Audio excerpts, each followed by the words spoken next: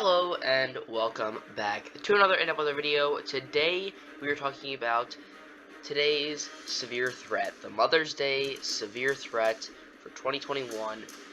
Now, this severe threat isn't going to be very widespread, but it is going to be very concentrated in one place, and those storms could produce tornadoes, strong winds, hail, the normal culprits.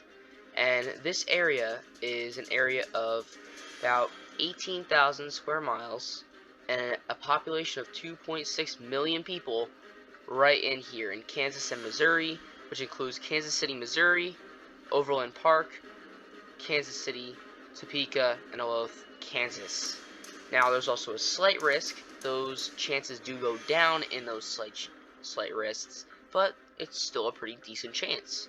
So, 42,000 square miles, 1.2 million people, and that includes Columbia, Jefferson City, Missouri, Emporia, Kansas, Sedalia, Missouri, and Newton, Kansas. So, in terms of the tornado risk, 5% chance in Topeka, Salina, Manhattan, and Junction City, Kansas, 2% chance in Kansas City, Overland Park, Kansas City, Kansas, Olathe, and Independence, Missouri. Wind and hail are about the same. If you're in the enhanced risk, you have a 30% chance of wind and hail. If you're in a slight risk, you have 15%, and then any of these places in marginal risk have that 5% chance. So let's go to the NAM 3-kilometer model, and we're going to take a look at this. So we have a low pressure that's moving through the plains, and these storms are just going to form right along that cold front. As it sweeps down from the Rockies, you have cold air from the Rockies, warm air from the Gulf. That creates rotation, as well as it'll create that lift for these thunderstorms. And you can see that most of these very severe thunderstorms are pretty short-lived. 6 to 8 hours for most of them, and then they just dissipate toward the end of the day today.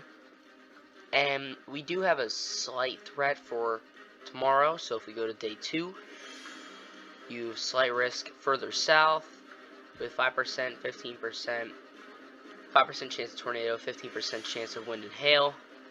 And that is all because of this line here that just continues to move through, and eventually that all dissipates as the low pressure moves off the coast and it weakens. So let's take a look here at our mixed layer CAPE. This basically shows us the chance of severe thunderstorms forming, and you can see here that as that cold front moves through, that we have a pretty substantial amount right in here, that unstable layer, and that's just where those thunderstorms are really going to pop. And as we get into day 2, we have the same scenario. As that cold front moves through, you get that area of instability on that cold front.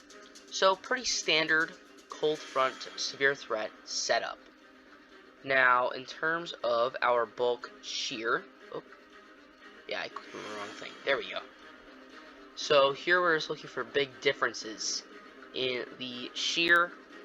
So you can see that as this all comes through, we have areas in that darker purple right next to areas in the blue.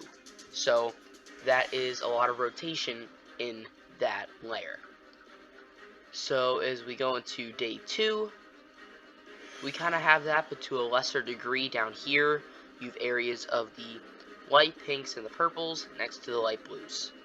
So again, this isn't a major severe threat, but it's definitely of note, as this severe threat will be in areas that are more heavily populated. We have major cities in this severe threat, so a lot of people are traveling today, so that all adds up to a pretty significant severe threat.